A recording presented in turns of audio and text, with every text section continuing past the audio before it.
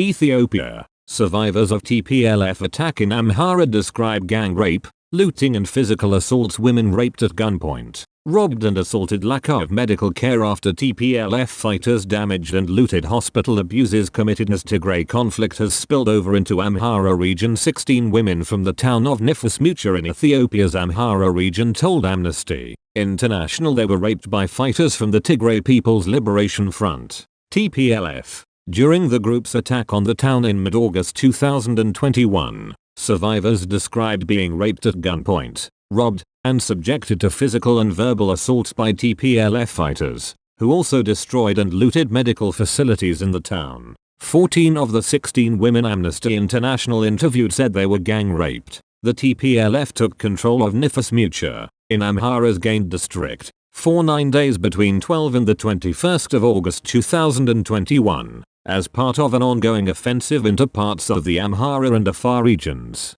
Regional government officials told Amnesty International that more than 70 women reported to authorities that they were raped in Nifas Mewcha during this period. The testimonies we heard from survivors describe despicable acts by TPLF fighters that amount to war crimes and potentially crimes against humanity. They defy morality or any iota of humanity. Anes Kalamad, Amnesty International's Secretary General. The testimonies we heard from survivors describe despicable acts by TPLF fighters that amount to war crimes and potentially crimes against humanity. They defy morality or any iota of humanity, said Anes Kalamad, Amnesty International's Secretary General. TPLF fighters must immediately stop all human rights abuses and violations of international humanitarian law, including sexual and gender-based violence. The leadership must make clear that such abuses will not be tolerated and remove suspected perpetrators from their ranks. Gang rape and physical assaults. Amnesty International used secure video call applications to individually interview 16 survivors of sexual and gender-based violence in Nifas Mewcha. The organization also interviewed the head of Nifas Mewcha Hospital, as well as local and regional government officials with knowledge of the assault and its aftermath. According to a local government desk officer for Women, Children and Youth Affairs, 71 women reported that they were raped by TPLF fighters during the period in question. The Federal Ministry of Justice puts the number at 73. Survivors told Amnesty International that the attacks began as soon as the TPLF took control of the town on the 12th of August 2021. The women all identified the perpetrators as TPLF fighters based on their accents and the ethnic slurs they used against victims, as well as their overt announcements that they were TPLF. Bemnet, a 45-year-old Nifas Mewcha resident, told Amnesty International that 4 TPLF fighters came to her house on the evening of the 14th of August and demanded she make them coffee, before 3 of them gang raped her. She said, "I suspected their intentions, and I sent away my daughters to stay away from the house. The soldiers told me to bring them home. I told them they won't come. Then they started to insult me. They were saying Amhara is donkey, Amhara is useless. One of them told the others to stop insulting me. He said, she is our mother, we don't have to harm her. They forced him to leave the house and 3 of them stayed back at my home. Then they raped me in turns." Jabianesh, a 30-year-old food seller in the town, told Amnesty International, "It is not easy to tell you what they did to me. They raped me. 3 of them raped me while my children were crying. My elder son is 10 and the other is 9 years. They were crying when the TPLF fighters raped me. The fighters did whatever they wanted and left. They also assaulted me physically and took shiro and berbere, local food items. They slapped me and kicked me. They were cocking their guns as if they are going to shoot me."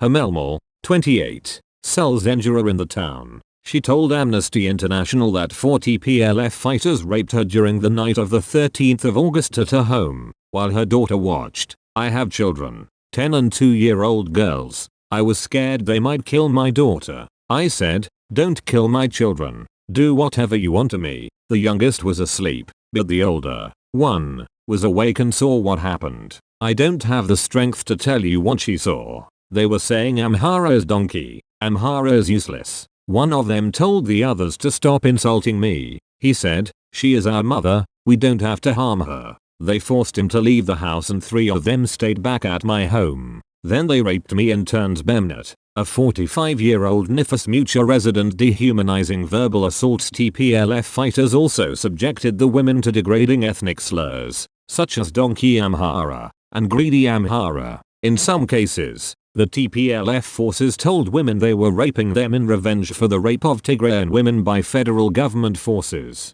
Amnesty International previously documented widespread rape and sexual violence by government-allied troops and militias in Tigray. Hamelmore, who said she was raped by 4 TPLF fighters, told Amnesty International, "The one who raped me first is their superior. He was saying Amhara is a donkey. Amhara has massacred our people, Tigrayans. The federal defense forces have raped my wife. Now we can rape you as we want." Meskaram, age 30, who told Amnesty International that 3 TPLF fighters raped her and beat her with the butts of their guns, said, "They were insulting me, calling me donkey Amhara. You are strong. You can carry much more than this. I was unconscious for more than an hour." Stealing from rape victims. Amnesty International heard that, after raping the women, TPLF fighters then looted their homes. Survivors, many of whom live hand-to-mouth by working in low-paid and informal jobs, running small businesses or engaging in sex work,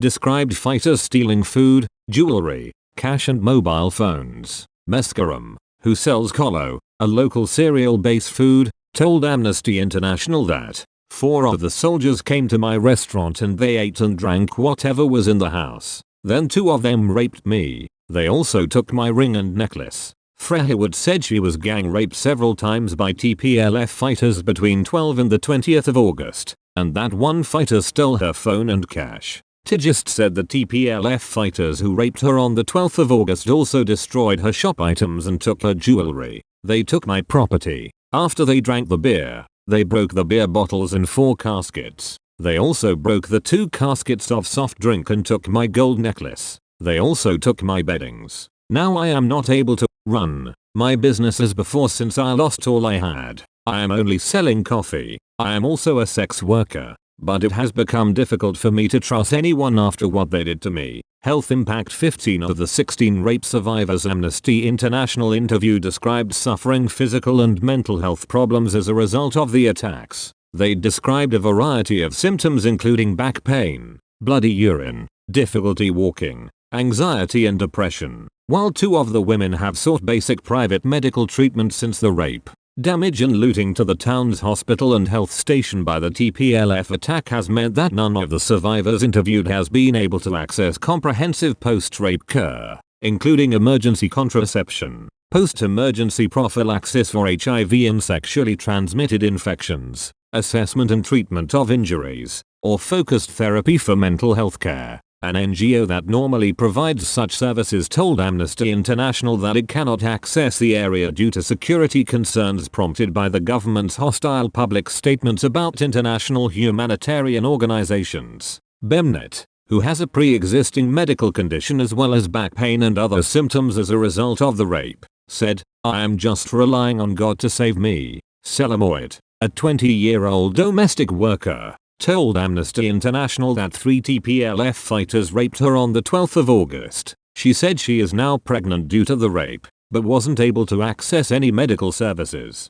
Many of the survivors told Amnesty International that they have developed anxiety and depression since the rape. Amhara regional government officials told Amnesty International that Nifas Mewcha residents, including 54 rape survivors, had received livelihood support since the attack. They also said they are preparing to restock medical equipment and other supplies to looted hospitals and facilities in the region, and to provide counseling and psychosocial services for the survivors. The Ethiopian government must speed up efforts to fully support the survivors of sexual violence and the conflict's other victims. As an urgent first step, it must facilitate immediate and unhindered humanitarian access to all areas of northern Ethiopia impacted by the conflict. Anes Kalamad, the Ethiopian government must speed up efforts to fully support the survivors of sexual violence and the conflict's other victims. As an urgent first step, it must facilitate immediate and unhindered humanitarian access to all areas of northern Ethiopia impacted by the conflict,